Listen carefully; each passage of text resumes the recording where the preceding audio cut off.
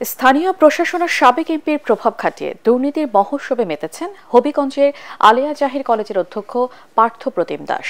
অভিযোগ রয়েছে ১৩ বছর ধরে আওয়ামী লীগের সাবেক এমপি আবু জাহিরের ছত্রছায়ায় কলেজে দুর্নীতি অনিয়ম করে লাখ লাখ টাকা হাতিয়ে নিয়েছেন তিনি। স্থানীয়দের দাবি, কেউ প্রতিবাদ করলেই তাকে দেয়া হয় নানা হুমকি। হবিগঞ্জ প্রতিনিধি আব্দুল হালিমের পাঠানো প্রতিবেদন জানাচ্ছেন ফারহিন ইসলাম টুপ্পা।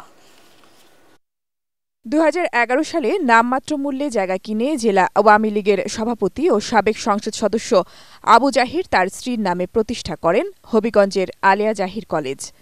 শেখ হাসিনা সরকারের পতনের পর আবু জাহির দেশ ছাড়লেও কলেজ ঘিরে দুর্নীতি অনিয়ম বহাল রেখেছেন অধ্যক্ষ পার্থ প্রতিম দাস।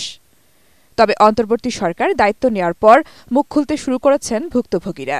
উঠে আসছে অধ্যক্ষের বিরুদ্ধে লাখ লাখ টাকা আর্থিক অনিয়মের অভিযোগ।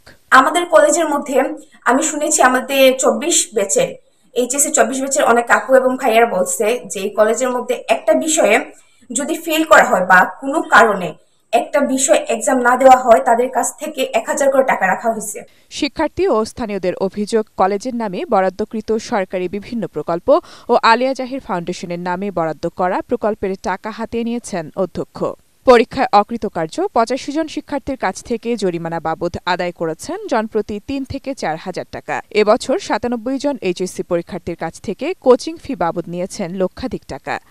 কলেজের নতুন ভবনের অর্থ ঠিকাদারের সাথে ভাগবাটোয়ারার অভিযোগ রয়েছে তার বিরুদ্ধে। আমাদের প্রিন্সিপালের সাথে বিভিন্নভাবে একত্রিত হয়ে আমাদের ছাত্ররা হাত থেকে হাজার হাজার টাকা, লক্ষ লক্ষ টাকা প্রতি বছরে আপনি যদি হিসাব করেন ৫ বছরে ৭ বছরে কোটি টাকার মতন হাতিয়ে নিয়েছে আমাদের সাধারণ স্টুডেন্টের কাছ থেকে আমরা। তবে এসব অভিযোগ মানতে নারাজ অধ্যক্ষ পার্থ প্রতিম দাস।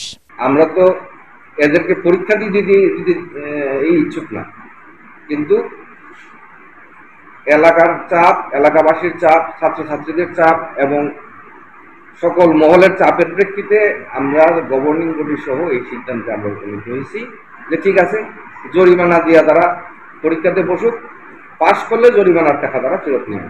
অধ্যক্ষের অপসারণ সহ কলেজের সুষ্ঠু পরিবেশ ফিরিয়ে আনার দাবি শিক্ষার্থী, অভিভাবক ও এলাকাবাসীর। Bureau report, ATN Bangla.